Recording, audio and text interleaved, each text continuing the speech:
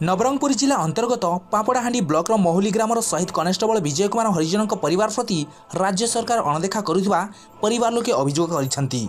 Mahuli grammar Vijay Kumar हरिजन छत्तीसगढ़ राज्यर नक्सलगढ़ कुहाजाउथुवा दंतेवाड़ा ठारे गत 16/4/2009 मसीह सेठाकर साधारण निर्वाचन रे ड्यूटी पाई बोथ संख्या 23 ग्राम मानू थाना गाड़ीर सह जिला दंतेवाड़ा ठारे 41 BNCRPP द्वारा मुतयन होइथिले। सेही समय माओवादी माने आम्बुश लगाई गोली चालना एवं ग्रेनेड द्वारा विस्फोरण कले। शहीद विजय सेही समय आगरे थिबा जुगु प्राण हराइथिले। शहीद विजयଙ୍କ वियोगरे परिवार संपूर्ण भांगी पड़िछंती।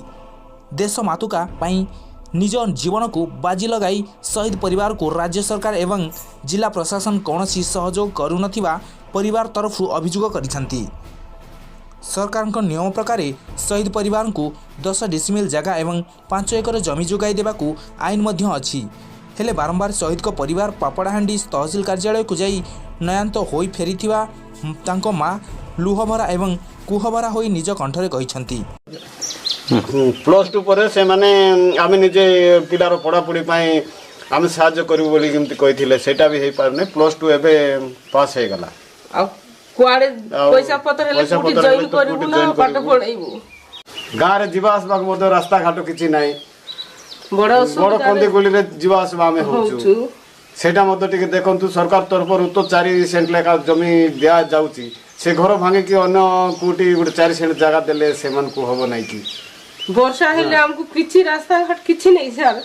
हम कोन इनती जीवा आसबा करिबु। गाड़ी जी आसु नहीं किछि नहीं। साइकिल गोटे आसु असुविधा रे अछु भितरे और रोड रे बाहर पाई लोक माने रास्ता छुट्टी दउछंती।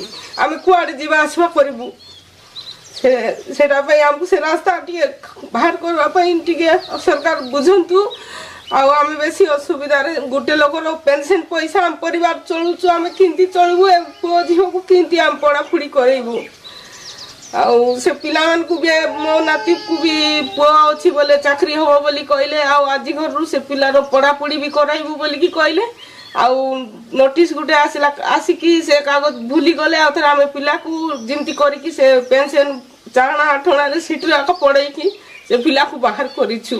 हमको कोन अछि सर से पुआ ये रे तो आमे चलुथिलु तेणु करी की से नाती पई भी पढ़ा पढ़ी मदरे ताकू सहायता करिवे सरकार। आउ हम परिवार को भी देखो भल रास्ता को टिके काढ़िबे। आमे भाई 2009 मसीहा एप्रिल 16 रे शहीद होइतले। आ शहीद पर मध्ये हमको 45 लाख खंडे खाली जा सरकारी सहायता जा देइतले। आ तापरे आमे जो रहिबा पाई मध्ये घर खंडे किछि देबार थिला। तापरे हमर जीविका निर्वाह करिबा पाई हमको जो चाष जमी खंडे देबार थिला से खाली घर डिह पाई आसी 10 सेंट सेटा भी urban area rural area 10 cent और अर्बन एरिया 10 सेंट सेटा अछि। आमे तहसीलदार बागु जाई के मध्ये नै 15 बेसी तर गलुने 2016 जोटा आस्थिला आज पर 2019 हेलानी सेटा आज पर्यंत मध्ये घर खंड देई पारु ना किछि नै। मु मध्ये अप्लाई करथिले तापरे सरकारी जगह नथिबा हेतु तुम मन को सुविधा होछि बोली कहले सिए।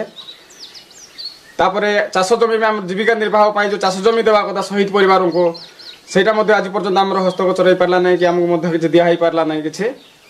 आउ हम गोटे शहीद परिवार पर जदि एत अवहेलित एटा सरकार रो कि प्रशासन रो आउ एत अवहेलित काहे के एटा कोन सरकार रो जवाब के आउ सरकार रो एटा कोन दायित्व के जस सेति कि हमें सरकार को दाबी करछु।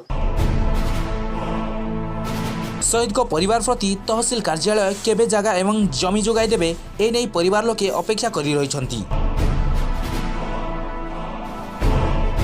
नवरंगपुर पापड़ाहांडी विभूति प्रसाद पंडांक रिपोर्ट IUA न्यूज।